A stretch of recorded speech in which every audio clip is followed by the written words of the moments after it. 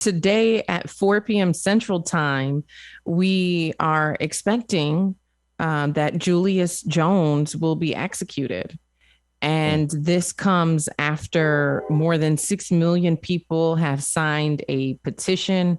This comes after evidence has surfaced that has caused doubt for a lot of people who worked on this case, specifically the fact that Christopher Jordan has admitted to other people that he actually was the one who killed Paul Howell. And he admitted this to 3 people who didn't know each other. Those 3 individuals came forward and they signed affidavits admitting that this was a confession that they heard.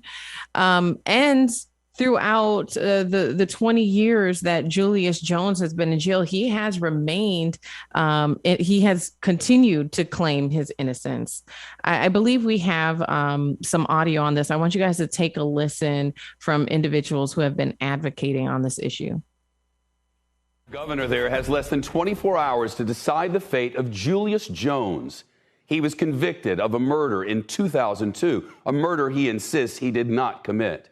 His execution scheduled for 5 p.m. Eastern tomorrow.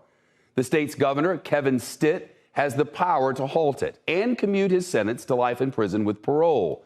That's the recommendation from the parole board, but on which the governor has yet to act. Jones says an acquaintance framed him in the murder of an insurance executive more than 20 years ago.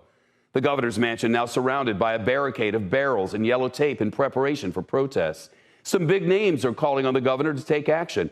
NFL quarterback Baker Mayfield, NBA player Blake Griffin and Russell Westbrook, and Kim Kardashian West, all backing Jones. CNBC's Valerie Castro now on Julius Jones' fight for his life. The family of Julius Jones, including his mother Madeline, was left to watch the door close after a denied request to meet with Oklahoma Governor Kevin Stitt, the man set to decide the fate of the death row inmate. Jones was convicted in the 1999 murder of Paul Howell, shot to death in front of his daughters during a carjacking in the family's driveway. Jones maintains he had an alibi that night, speaking to the Pardon and Parole Board. I am not the person responsible for taking Mr. Howell's life. I was not involved in the planning of this robbery. I was not present during this robbery. On social media, actor Mandy Patinkin read from a letter written by Jones's mother. We were never given an opportunity to tell our story. The other evidence exonerating Julius was never heard by the jury. The family of Paul Howell also testified in front of the parole board, adamant that Jones is a guilty man. Julius Jones has taken full advantage of everyone in his life and in this situation, including you, the board members here today. High school students staged a walkout Wednesday, making their way to the Oklahoma State Capitol, joining a rally outside the governor's office as the hours continue to count down. We want our governor to know is that the world is watching. The world is watching. The world is watching. But also the future is watching. Jones claims he was set up by a high school acquaintance who planted the murder weapon in his home. That person was sentenced to life for his role in the crime, but was released early as part of a plea agreement to testify against Jones. The governor is reportedly praying about this decision. Now, Anthony, in this case, the Oklahoma Pardon and Parole Board did vote 3-1 on November 1st to commute Jones. And so the decision rests solely on Governor Stitt, and he has been radio silenced this entire time. And the family, I think, is losing hope that he is going to intervene and do something before his 4 p.m. execution. This is a very difficult one. I've been in the support role for folks who have tried to advocate and work with the legal system that doesn't seem to want to listen. And time often ends up being the thing that helps us to get clarity. And we seem to be ignoring that impulse. Even the parole board is seeing that impulse, saying, you know what, if we've got this much evidence to the contrary, why don't we take some time and move to life without parole And then and so that we don't make the mistake. I mean, and I understand some of the prevailing winds here. Folks in the country, and I've actually walked into and heard this directly from folks in communities that I've talked to.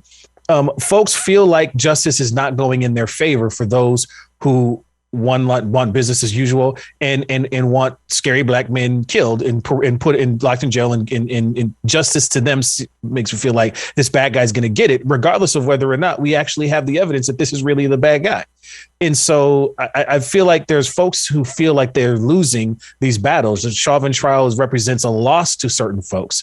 And so regardless of the evidence or the clear thinking of let's take our time and get this right, folks want to win in the other column because justice has been seemingly winning to groups of folks. And so it struck me to see the family calling for the death. When the other option that's here is still life without parole, at least according to the legal space for where they're at, let alone, what may come when we find out more evidence. Let's not forget we have many examples of wrongful death with the death penalty. And so to me, it's a no brainer, but the governor has to take a political calculation. If he intervenes here and seems to be lenient, he's got to contend with the folks who will count that as another loss to white centrality in the United States. These are some of the issues that are kind of at play here. I think this is not just a spiritual decision by the governor. I think this is absolutely a political one that is having conflict.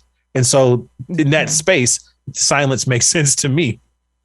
Yeah, no, for sure. And there was evidence that was recovered that, allows the family to continue to say that these rallies and protests for Julius makes them feel re-victimized. There was a gun with a red bandana wrapped around it, which is what the suspect wore when they fatally shot Paul, right? And that they said that they found that in Julius's home. However, what was also said and determined is that Christopher Jordan stayed at Julius's house the day after the murder. And so when you have three people who have signed an affidavit saying that Jordan is the one who admitted and actually said that he framed Julius, right? Anytime, and think about this system, is this spiritual? Is it political? Or should we really be leaning into the way our criminal justice system is designed to work? Because the last time I checked, you're supposed to be innocent until proven guilty without the shadow of a doubt. And now, because of these affidavits that have been signed, sworn testimony by three separate people saying that Julius did not do it, that he was set up. Is that not merit a retrial? Especially when you look back in the 90s and the technology that they had to go through evidence. We have had significant advancements in our technology. And so they could go through and do DNA testing on the gun, do DNA testing on that bandana, and truly determine whether or not this, this death sentence is merited for Julius. But even looking at the parole board, 3-1, November 1st. Why is Julius still sitting in jail? And, you're talking to somebody who does not support the death penalty in any way, shape or form. As much as hard as that may seem, if I'm, in the pro-life argument, you can't be for it on one end of the spectrum and not on the other. And so, for me, it's a no-brainer to take death off the table, especially when you have those contentions there. But there's something in here around the plea. I've had a lot of young men who have come through our programs and come through our programming that have been pressured to take plea deals, that if they actually could afford the kind of defense quality defense that we would wish anybody would have, then they would have never taken those pleas. And oftentimes it's presented as a way to get out or avoid some of these harsher things. And so the plea deal that was taken by, as you brought up, the other folks who were suspects and possibly involved in the framing, that plea that I'm going to take this plea so that I get off the hook, but then it puts somebody else in a hot seat, whether or not the evidence really lines up for them. This is a problem. And folks who resist pleas like this in many cases are often punished or put higher pressure on you. You're told it's going to be worse for you if you don't plea out to something lesser or come and enter a guilty plea or something like that. This has been used to get a whole lot of folks, young folks in jail where the evidence doesn't back it up. And so for many of us watching this, that situation is not new. And talk about re-traumatizing and facing that again. And so I think that's also in the mix as we talk about this.